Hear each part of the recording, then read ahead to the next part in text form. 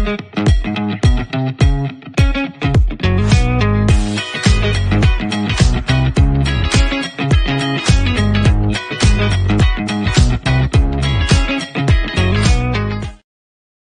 evening, welcome to Leicester Fan TV. Yeah, we're live every Monday at 7:30. Sometimes I wish we weren't, because it is another of those Monday nights where, as Mark says, we're all doomed. I tell them, we're all doomed. Listen, there's so much to talk about in the next 30 minutes. I want your views. I want your comments. You guys always lead the debate. So what do you want to talk about? Comment your views live. I've already shared the link out there. I will share it again very shortly. What do you want to talk about tonight? Do you want to talk about the Brentford defeat? That's 10 out of 11 defeats. Have you ever remembered it as bad as this for Leicester? 6 home defeats on the spin, 0 goals scored. Can't remember how many goals scored against us. It just keeps doing it. And I'm going to say a couple of things here. For me, stop passing it out from the back. We can't do it. I can't watch it anymore. We just can't do it. There's 20 teams in the league. We're clearly 18th, 19th, 20th, if we're lucky, 17th best at passing it. Stop doing it. 60th minute, 70th minute, we're losing at home to Brentford. Stop passing it out. We can't do it. Here's another one for you. Change the formation. Jesus, aged, whatevers. 10 out of 11 defeats. Keep picking the same sort of players in the same sort of formation. What do you think is going to happen? If I keep running into that wall over there and keep doing the same thing, I'm going to keep hurting myself, so stop doing it. And therefore ask, does Rude have a clue? Does he know what he's doing? I want your views. I want your comments. Why have we sacked some coaches today? What's going on at the club? Why have 2 coaches been sacked? Are new coaches coming in? Does that make any difference? Coaches do coaching. Here's another one for you, talking of coaching. Do we ever practice free kicks, dead ball situations, corners? Because I tell you what, if my maths is right, we haven't scored from a dead ball since Fulham away, second game of the season. That's not rocket science. That's just practice. Again, Friday night against Brentford. Seen it again. Short corners don't end up in the box. Short corners end up going back to centre-backs. What's the point in that? Let's practice something different. A lot of fans saying, sack Rudkin. Does it change anything if you sack Rudkin this week? I want to know your views on that. I'm not sure it does. Listen, there's so much to talk about. I'm already losing it. We want your views. We want your comments. We're going to get them all in here in the next 30 minutes. So get ready. I'm sure it's going to be lively. Get your views and comments in. The Leicester City machine is on the march again. Leicester Fan TV presents a variety of content like fan discussions, match analysis, and engaging with Leicester fans worldwide. We want your views live, thanks to our sponsors, Everard's, Pucker Pies, Hologram, Take Me, Newbie & Co, and the Fox's Arms. Want to watch more content like this? Hit the like button. Give us your views. Hit subscribe to Leicester Fan TV and make sure to follow Leicester Fan TV on all socials.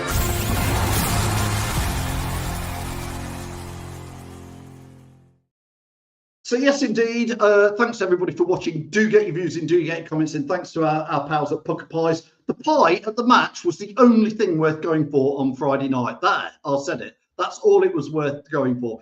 Get your views in, get your comments in. I'm going to try and get as many on screen. I've got loads of people clicked on the link. So Nick, Clibo, Jono, Ryan, you're all going to come on. And anybody else who clicks, just give me, I want to get as many comments on because I feel it's important that people get their views on there. Phil, good evening, Phil. Hope you're well. Says, are you planting turnip heads in a field for our next manager? No, not yet, although it might do more use than Rude.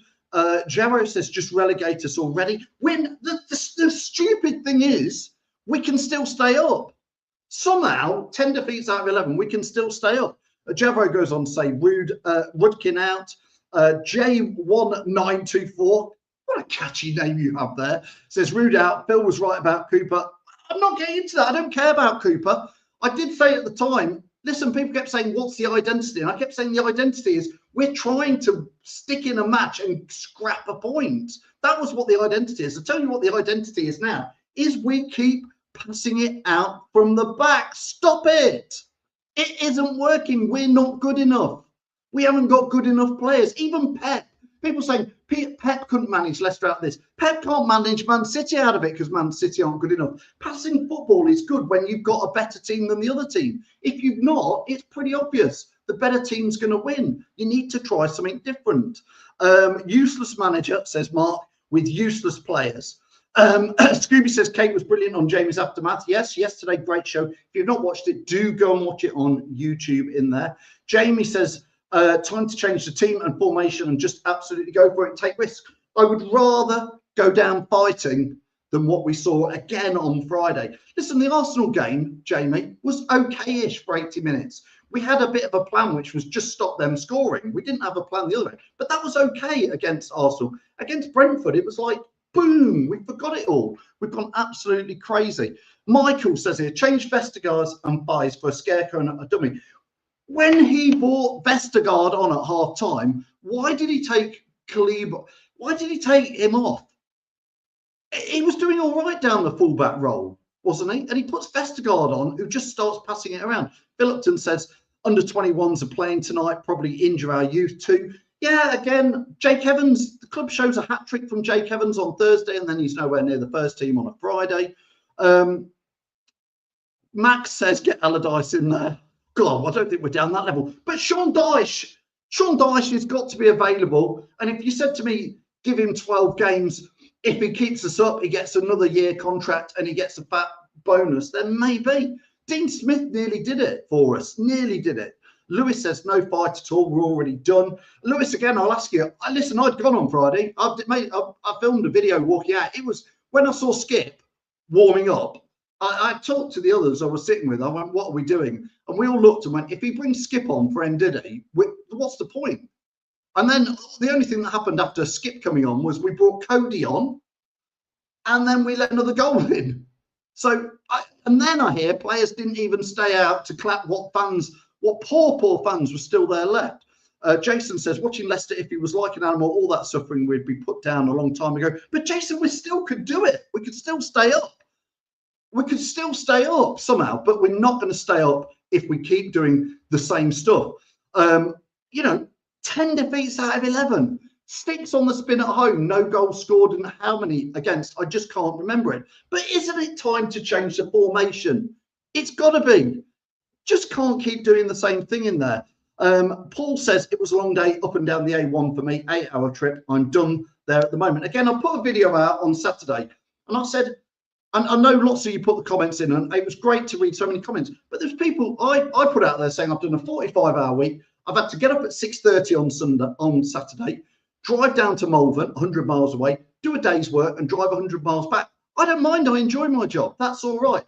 But, people were putting comments on there saying, like, I work at the NHS, I'm a teacher, I'm a policeman, I work in a factory. I've worked in a factory. We all have to work flipping hard to earn the money to go and sit and watch that lot. And I think they need to put a bit of effort in there. Wayne says, why have we sacked them, Wayne?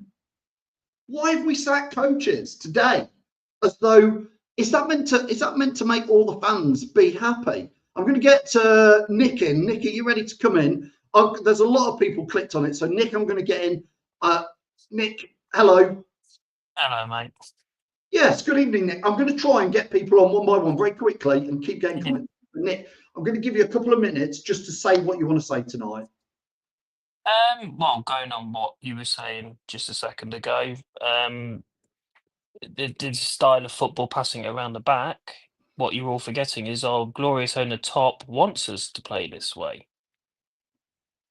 That's why we're playing this way, because Top wants it. But Nick, at 70 minutes, when you're 3-0 down at home, you bring Skip on. I totally agree. The 70th minute, Nick, when I went, we had a goal kick and Hermansen put the ball down in the middle of the goal on the 6-yard line. He passed it leftwards 3 meters to Vestergaard on the corner of the 6-yard box, who passed it right along the 6-yard box, the line, to Fies, who then passed it back to Hermansen. And I'm watching there going, this is beyond dull and it's beyond never going to get us a goal. Yeah, but this is the style of football that we all should be playing now, because Pep Guardiola brought it over with him when he came and took over Manchester City.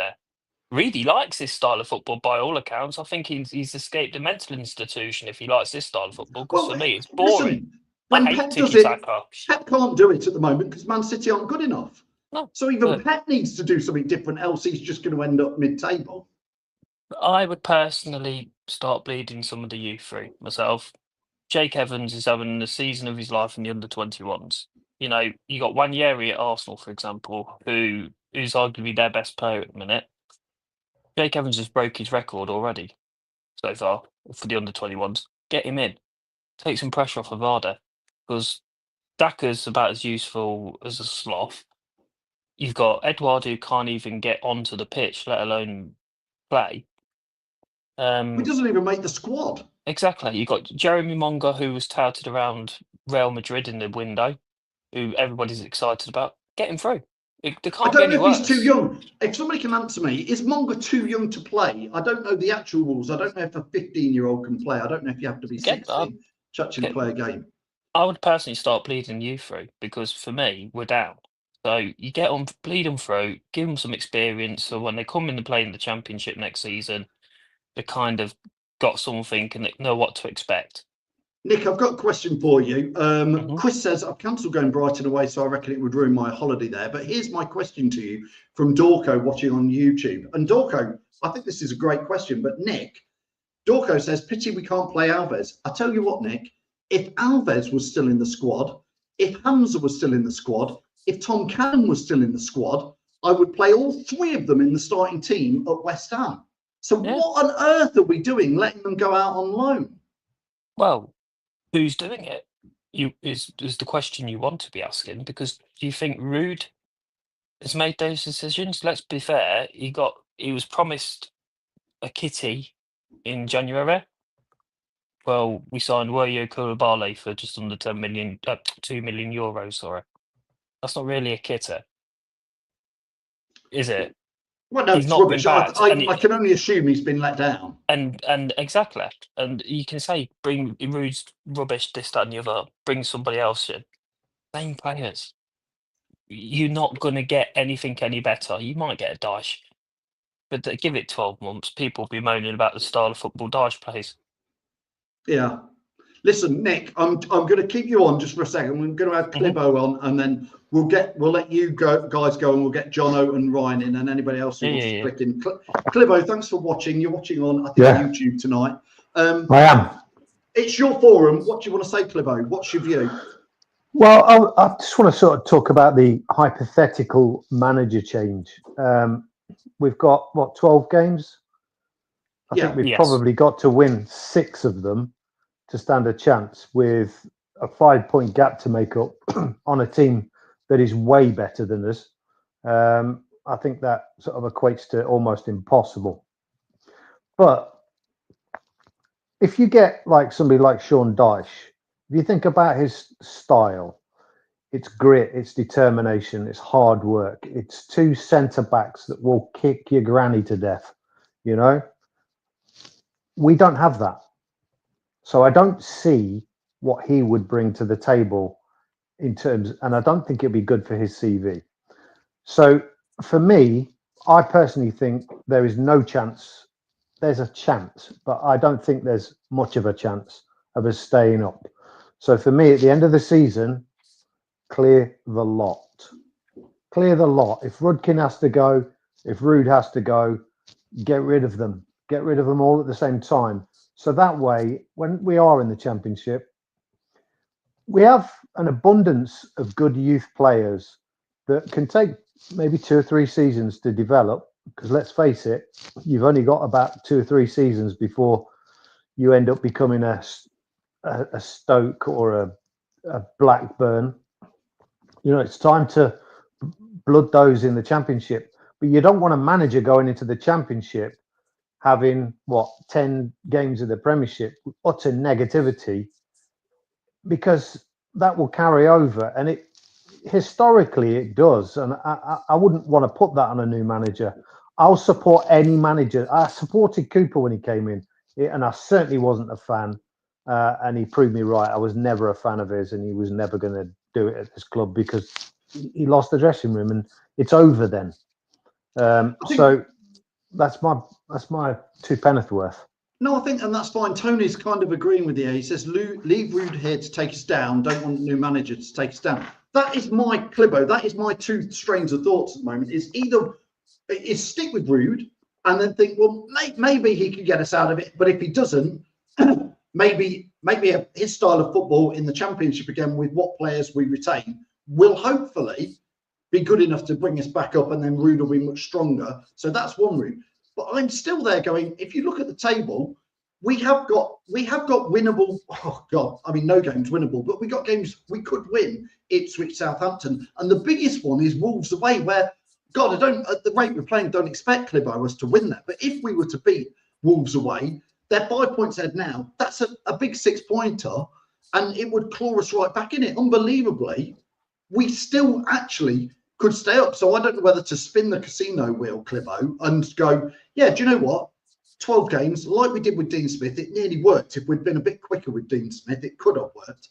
Sean Dyche maybe needs to give them a hairdryer treatment, and maybe some of them will just, from somewhere, dig out something that they haven't been doing and do something different, Clibo.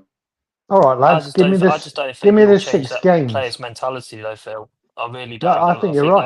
I think that mentality is already sunk in to quite a lot of the players. Entitled players. Mm-hmm. Give me 6 games, Phil, because although I admire and love your optimism, I really do. It's one of the reasons I watch the show. But we've won. How many games have we won? 4 games all season. Is it 4? Yeah.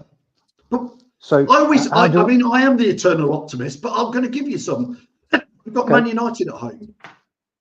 So normally we've lost 3 to them already. Yeah, but again, this season they're not great. That's got to be one way you could somehow try and get a win. Again, we've got Newcastle at home. Don't see it, but you never know. We've got Wolves away. We've got Southampton at home. We've got Ipswich at home. And then I guess I'm going to say maybe Bournemouth away. Wolves just won at Bournemouth away, didn't they? And it's the last game of the season. 10 men. Against 10 men. Yeah. But I'm just saying it ain't going to be easy, but it's not over yet. The fat lady isn't singing yet. Are the club, but how do you think the club are perceiving it? Because for me, the decisions that are going to be made within the next, I would say, 2 games, because it can't continue, because it would be embarrassing. Even if we do think that Ruud would develop players in the Championship, you can't, that, like you said, 10 losses out of 11, that can't continue because it's embarrassing for everyone. But how do you think the club perceive this at the moment? Because that, for me, whatever decisions are made in the next fortnight tells us a great deal. Are they sticking or are they twisting? Because in my mind, the lack of communication from the club and the lack of any statements that have got any substance behind them tells me that they've resigned themselves. Now, if the club have resigned themselves, and judging by Ruud's last interview, I don't want to read too much into it, but I think you know what I'm saying. He's resigned himself. Now, is he resigned himself to say, okay, I'll start again next season? Or is he saying, I want out of here? Because that's unclear to me. I wouldn't blame him if he walked. I really wouldn't. He's not been given the tools to do his job.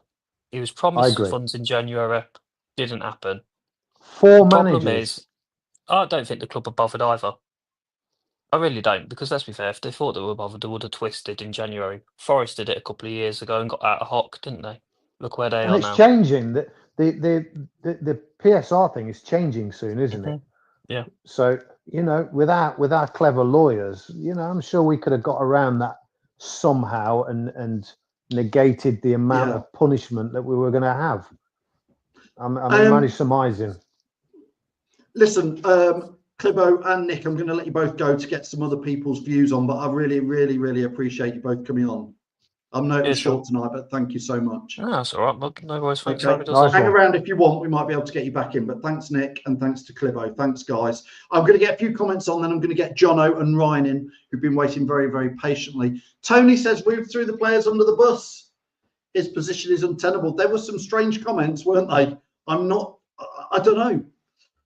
Is that going to motivate players to do anything, Tony? That's the question to you. The councillor, good evening, sir. Let him stay and see what he can do in the Championship. That is certainly one route. I'm not opposed to that, because he's had it tough here. Even when a load of players leave, we're going to be stuck. Vestergaard signed a 3-year contract. We've got Vestergaard next season. But to be fair, he'll do all right in the Championship as a player because that's his level. Andrew says it's okay if we unbelievably survive this season, but what will happen next year? No money, no manager, no coaching staff, and it goes on. I can see us in League One again. Listen, who knows next year? I just feel like until it's over this year, I'm going to keep going and hoping that it stays. Scooby Baz says here, be all and end all of this. The players are not good enough. The league doesn't like. Quite agree with that. Have any of you watched the 4th goal? I had to watch it because I'd already left by then, to be fair. And until this season, by the way, until the last few games, I'd never leave a game early, but I'd left and I watched it. And have you watched Wout Fies? Apart from the fact it looks like Sunday Pub League football. How many times have we said that? The 4th goal is Sunday Pub League football with players just like, and the ball isn't even in the net, and they're just like flapping their hands and stood around and, oh, there it is. Oh, it's gone in. We're 3-0 down. I don't give a flying monkeys. Richie says, get behind Ruud van Nistelrooy. I think, Richie, most fans have been, but I think enough is enough. And this is the next question I want to ask people in there is, first of all, do you agree with me when I say stop passing it out? We can't do it. But that leads into change the formation. They're my 2 biggest things I want to talk about in a way, because if Ruud doesn't change the formation and if we don't stop passing it out, the third part of that is, does Ruud have a clue? Because if he keeps doing the same stuff, I don't know what it is. I'm going to have Jono in and Ryan in. Jono, good evening. Thanks so much for joining us tonight. This is just my thoughts. Stop passing it out. Change the formation. Does Ruud have a clue? You don't have to talk about that. You can talk about what it is you want to say tonight, Jono. Yeah, first of all, thanks for having me on. Monday night therapy session with Phil. So nice to be part of it.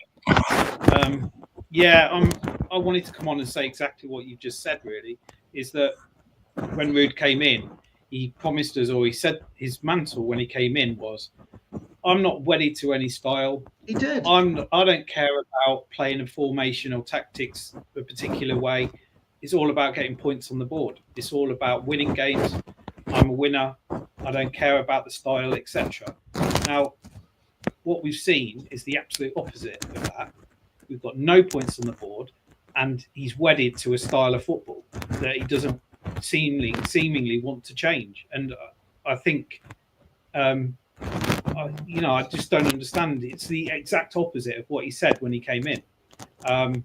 The passing out from the back is ridiculous. When we're 3 or 4-0 down, you're passing it around as if, you're holding on to a 1-goal lead or something. It's just madness. It drives me up the wall. His substitutions are bonkers as well. I would have changed it on half an hour. When the 3rd goal in. As soon as that went in, Jono, in the ground, we said, change it now. Show the fans that this is not good enough, and change 2 or 3 people instantly. Substitutions at half time. He brought on Westergaard at half time. Oh, God. And then he brings on Buonanotte after another 10 minutes. Why don't you bring him on at half time if that's what you're going to do? What's going to change in the next 10 minutes? So I'm beginning to lose faith in the fact that he is actually a competent manager. Now, when he came in, I was, on the kind of on the fence. I don't really know. I kind of had some faith that because of the stature in the game, that he would be able to command some respect of the players, be able to get them motivated, be able to get them at least playing some sort of decent football. But that just hasn't happened. Certainly not on a regular basis. And then we've seen collapses beyond collapses, as bad as I've ever remember. The Wolves game that I remember seeing you at in the stadium, Everton game, absolute calamity. And then the other night at Brentford, just absolute madness. The confidence is low for sure. But there's no excuse for some of the levels of performance from those players that we've been seeing, not just last night or the other night, but on a regular basis. The fact that we haven't scored any goals, again, it's just absolutely shocking. And I think I want to see a change of formation. I want to see Ruud trying something different. And I want him to bring in some players that actually want to run and play for the shirt, which means I think bringing in the under-23s. Some of those players just don't deserve to wear the shirt anymore. And I think it's time to bring in some fresh youngsters that would be able to, hopefully have some level of performance. And Will Alves as well, going out on loan. It's perfect for him to be coming in and playing. Why is he out on loan? He can't be any worse than what we got. Tom Cannon, I think, would have done a job for us. Why we sold him when we haven't even brought anyone in? It's, you could go on and on about Rudkin and the rest of it. I'm well and truly on the bandwagon for Rudkin out, and we absolutely need to rip it up and start again from top to bottom. But in terms of trying to get out of this mess, I think it's beyond us now. I think now Wolves have won and we're 5 points away from them. I can't see us getting out of it as much as I want that to happen. I just cannot see it. So I think we need to start planning for the Championship. Whether I want Ruud as a manager in the Championship, I'm not sure yet. But I think if he loses to West Ham, and he loses in the manner that we did the other night, I think Ruud has to go. I can't see any other way.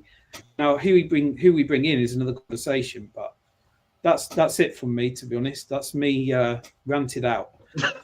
So I'll let someone else have a go. Listen, Jono, I appreciate it. And listen, we've been getting comments on there. Tony says we could be 8 points behind Wolves tomorrow because they've got a game before we even play on Thursday.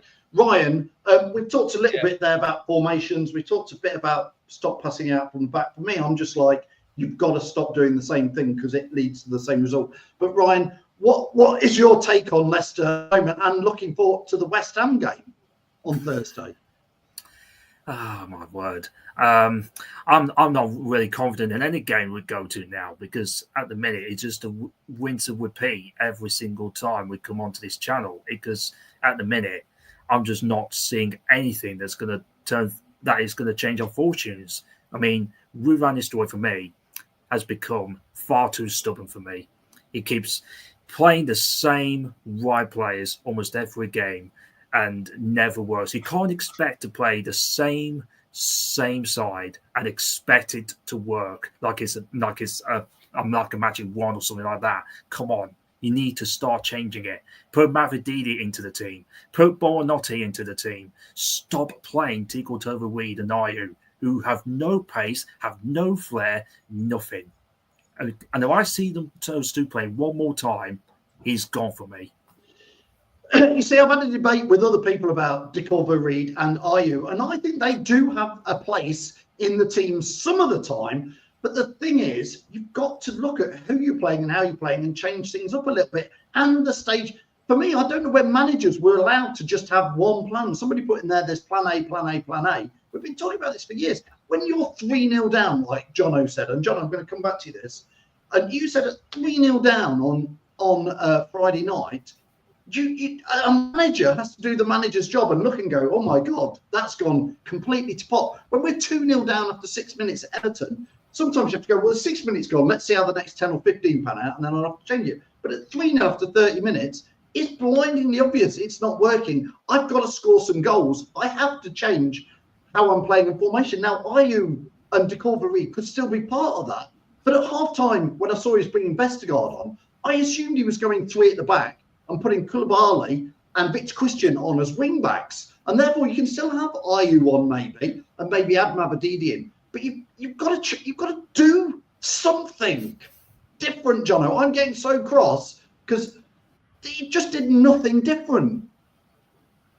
No, and that's what winds me up the most. It's like it was so uninspiring seeing Vestergaard coming on, and then just seeing us all lined up. He then puts a Coley out on the right. I mean, that's just stupidity, isn't it? Because Koulibaly wasn't injured. Back. Just why he put a centre back as well? And I thought Koulibaly, by the way, did okay in that first half. He was attacking into the family stand where I was. He did okay. He was being quite aggressive. He did all right for the first 10 minutes or so. But I think he was a bit of a headless chicken after that. And I think, I don't know. I mean, I want to see us play. Look, let's get lined up with 3 at the back or 2 up front or whatever it is. But let's line up when we start the next game, looking like we've actually done something in the week to actually think about a different approach. It doesn't look like they're actually doing anything at Seagrave. Are they just going in there and sitting in the swimming pool and just having a nice little? Well, it's like jolly? what I said. It's like they're on the early holidays already. Yeah, that's the thing. It's some sort of mentality of the group. And, this sacking of the 2 coaches, I don't know what that's all about. Whether there's been a falling out, or whether there's been some sort of thing going on behind the scenes, who knows? I remember seeing when Rude came in, Yap Stam or someone was on the social saying, "I'll go and help Rude if he gave me a call." Now that's the sort of character I'd love to come in and bash the heads together. Get Yap Stam in there and then tell what it's all about. I'd love that. So if those 2 coaches are gone, thanks very much for the service. But if it means that Rude is actually bringing in people that might be able to firefight a little bit, maybe that's what's going on. I don't know, but that's not what we've been seeing according to the Leicester Mercury. When I just read it, there's no one coming in. Well, exactly, and it wouldn't surprise me. It's just another madness rugkin logic that seems to be playing out. Which I think could only assume that the manager is on thin ice and the wine's on the wall. Yeah, maybe. Listen, I'm going to add Nick back in if he wants to come in. Nick, give us a thumbs up. You mentioned do you want to come back in, mate? I can't see Dyche wanting to come to us. If we sack Rude. Hang on a second, John. Are these 2 coaches that have been sacked today? They're both Cooper's coaches. They are, yeah. They're nothing to do with Rude whatsoever. Well, yeah, that's what I mean. That's why I wonder whether there's been some sort of falling out, or whether they've decided just to absolutely cut ties and free up some space or some budget for some firefighters to come in. I mean, I don't want to say this Yap Stam thing. This is just me creating an absolute worldie of a rumour. But I remember him being on the socials saying, "Oh yeah, I'd come and help Rude. Give him, give me a call and I'll come and help out." And if that was what was going on, then I'd probably welcome that. Get some absolute people like Yap Stam in and bash some heads together. I think that's more than welcome from my point of view. Those players absolutely need a massive kick up the arse. One thing I am interested about is because we've now got Andy King part of his team. He's been promoted, and so what I would put along with your idea of Yap Stam, which is a fantastic idea. I'd like another sort of club legend person there, somebody like a Wesley Morgan, for example, who knows what it's like to be. He's at Forest. Wes Morgan's at Forest. Yeah, okay. And Michael Brighton's gone to Villa. We've got Andy King in there. But we need somebody, even if you just went into the media suite and got Walshy, Tags and Elliott just to give them a kick up the arse and say, this is what it means to play for this club, this is what it means to the people. Another thing I'd love to do is I'd love to see the players swap with the girls. So the girls move into Seagrave and we move back to Beaver, because I felt, you laugh, but it kept them grounded. Yeah, I agree. They drew through a council estate daily. Now they're going to bloody Centre Parks to sit on their lilos and God knows what. No. Hard work again. I mean, here's one. Just I don't want to get hung up on this, but Andy King is obviously coach now. There, he's moved up from the under-18s. Andy King is 36. Is it unbelievable to say? I'd rather have Andy King in the middle out there doing his stuff, even if he ain't as good, because he would sweat Leicester City through his pores. I reckon if I watched 11 fans, if we took the 30,000 Leicester fans who were at the ground and we had some training stuff and some trials, I dare say we would have lost not as badly as 4-0 if we'd picked the best 11 fans from the pitch. Andy King could probably put his boots on and put in a better performance than half these others guys. The problem is, though, Phil, this Andy King thing, for me, it stinks and stinks and stinks of PR. It wouldn't surprise me that they did it so that the fans got back behind King Power again because everybody's angry at him. Oh, let's bring out Andy King. Everybody loves Andy King. It wouldn't surprise me. Really Well, wouldn't. if that is the case, then they're absolutely blind as bats to think that is going to appease anyone that supports the club. Yeah, but Jono, this is the know, same club that charges you £25 loyalty tax for people having a new card. Yeah. Yeah. And again, Wouldn't put it past them. I spoke to some fans. I spoke to a fan I met while I was working on Saturday in Malvern, 100 miles away. Bumped into a Leicester City fan who said, "Phil, we had a chat," and he was working as well. He said, "I've just bought." He's not got a season ticket holder. Like lots of fans can't get a season ticket holder. But he said the Man United tickets they've gone on general sale. I've got one, £55 to sit in the car. Yeah. £55, and it's on telly, and it's 7 p.m. on a Sunday. Yeah.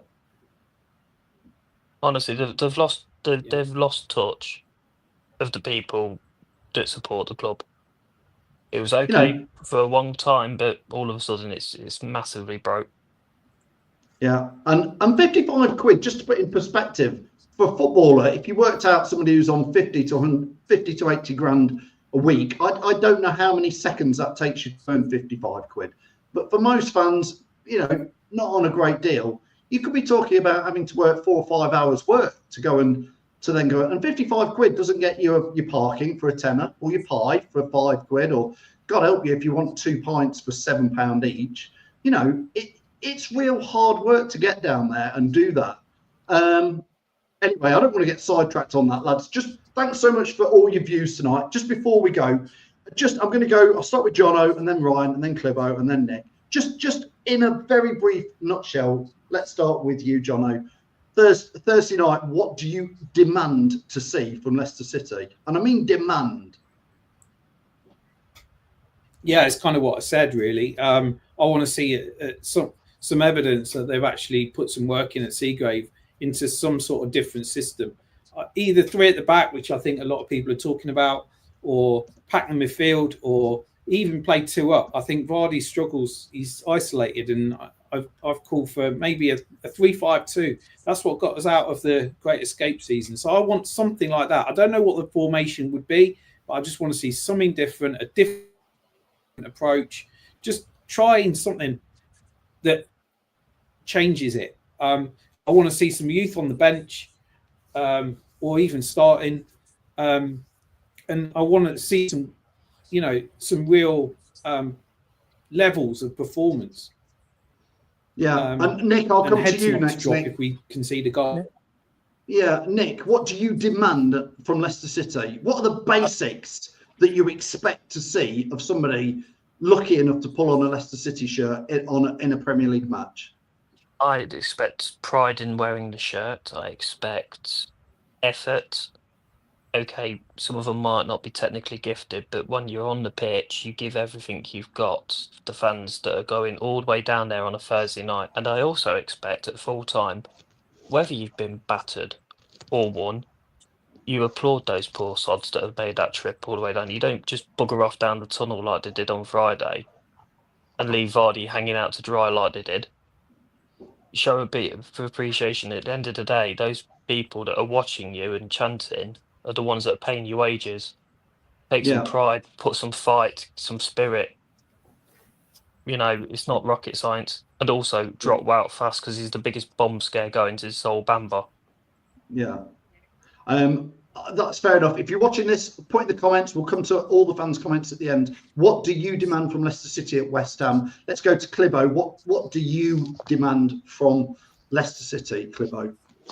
Well, the 2 things that I demand, one is absolute effort until you cannot walk, because that's what's required, and the privilege of earning 50,000+ a week should motivate you to do that. And secondly, given that probably the majority of our centre backs are better suited in a 3, I demand a system change, because the definition of insanity is doing the same thing and expecting the same results. So they're my 2 demands. Yeah, that's fair enough, Clivo. And I'll again put in the comments what you demand from Leicester City at West Ham, and we'll read some of those out. Ryan, what's your demands? A couple of demands. One, I want to see a positive team selection, like I said earlier. 2, I want to see, most important, desire, and 3, another important thing, whether it's a win, draw, or loss, at least go over to the fans and applaud them off instead of storming down the tunnel.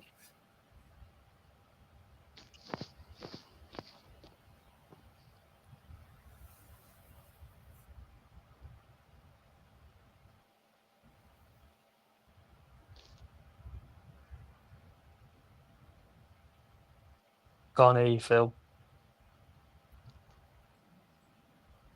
You're on mute, Phil. Yeah, you're on mute, Phil.